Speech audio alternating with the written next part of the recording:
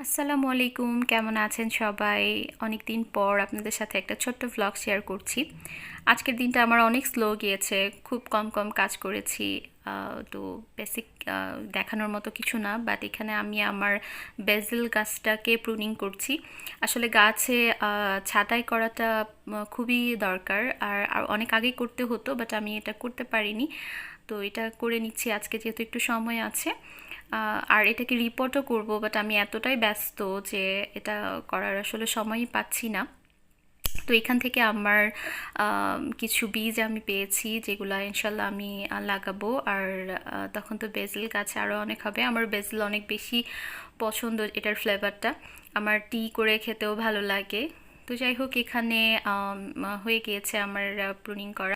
এবার চলে এসেছি ঘর গোছাতে। ঘর গোছানো আর কি, ছোট বাচ্চাদের ঘর আসলে যেমন থাকে, আমি আসলে অতটাও বাধা দেই না। আর বাধা দিয়ে কী লাভ?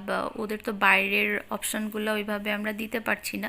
তো ঘরের মধ্যে ও যেটাতে কমফোর্টেবল, আমি সেটা খুব বেশি নিষেধ করি না। আর মাসাল্লাহ ও ওর জিনিসগুলো গোছায়। তবে সব সময় না, ওর যখন মন ভালো থাকে। এই যে টেবিলের অবস্থাটা খুবই খারাপ, আমি একটু গুছিয়ে নিলাম।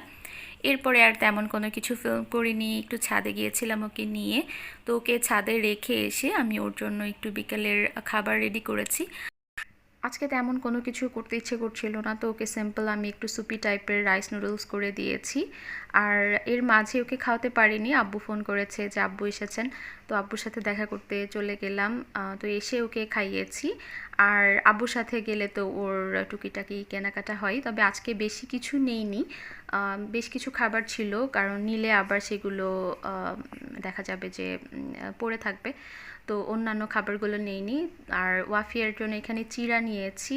ও রিসেন্টলি দই চিড়া এত বেশি পছন্দ করে যে ওকে প্রতিদিন 2 বেলা করে দিলেই খায়। তো আমি এখানে আড়ংয়ের যে টক দইটা নিয়েছি, আমি হাফ কেজি নিই যাতে খুব তাড়াতাড়ি শেষ হয়ে যায়। তো এখানে ও একটা লেস চিপস নিয়েছে। আর ও কিছুদিন থেকে এই বাবল কি ডেইরি মিল্কটা খেতে চাচ্ছিল, সরি। তো এইটা নিয়েছি। তো এই ছিল আজকের ছোট্ট একটা ব্লগ। সবাই ভালো থাকবেন। আল্লাহ